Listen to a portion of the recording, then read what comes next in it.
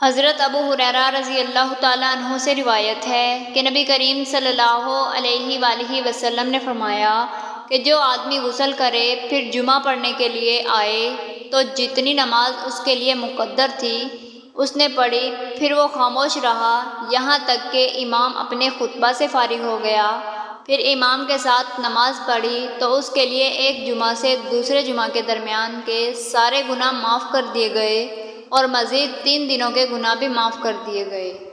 صحیح مسلم حدیث نمبر 1987۔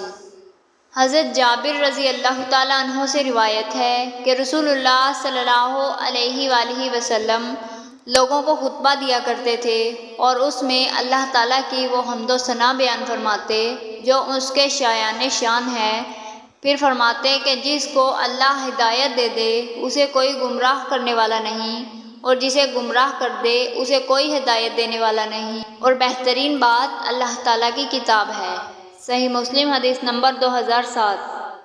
حضرت نافع رضی اللہ تعالیٰ عنہ سے روایت ہے کہ حضرت ابن عمر رضی اللہ تعالیٰ عنہ جب جمعہ کی نماز پڑھ کر واپس لوٹتے